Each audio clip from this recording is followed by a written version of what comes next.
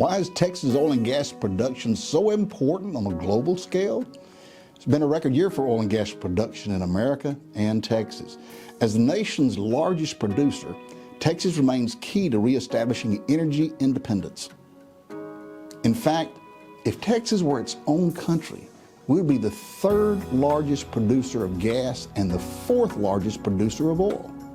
This year, Texas has produced more than 5 million barrels of crude oil per day and leads the nation in natural gas output. This record production has been possible because of global energy demand. And Texas has impressively produced more with less resources. According to Texoga, over the last 5 years, production has increased 12%, with Texas surging by 20%, all while utilizing 40% fewer rigs.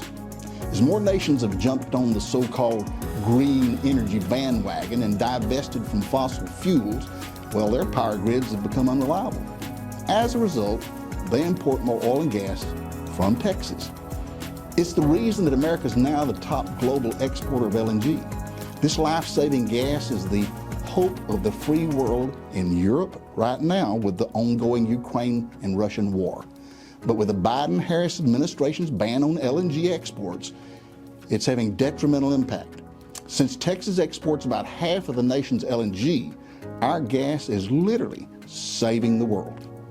That's the impact of Texas oil and gas. That's the reason we need a federal administration that supports domestic production. What are the biggest challenges for oil and gas and its production? Well, the two biggest challenges for oil and gas productions are one, public, and two, public relations.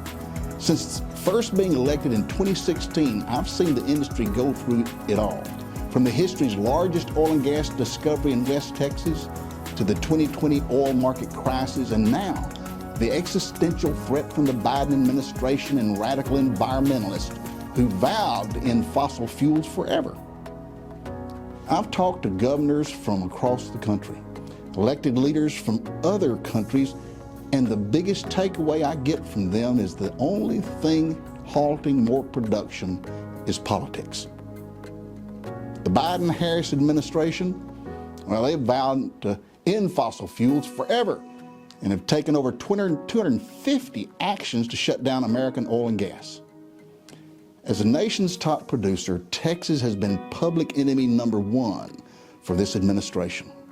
They've tried to shut down our production with everything from EPA air non-attainment zones to the weaponization of the Endangered Species Act to the new onerous methane rules and so much more. But Texas is resilient, and we've got a saying for tyrannical governments that try and tell us what to do with our own property: come and take it. The second issue is the PR campaign to win the hearts and minds of the public. Fossil fuels, especially oil and gas, are necessary to human flourishing and make our 21st century world possible. But because of radical environmental groups have been able to be aggressive in their lobbying and PR campaigns, it's had a tremendous impact on the public perception of oil and gas.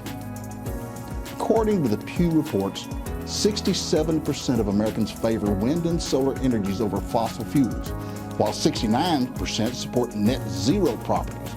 The numbers are even more alarming, with Gen Z, with 48% of them saying America should only use wind and solar energies. Suffice to say, we have some work to do convincing people that fossil fuels are not evil.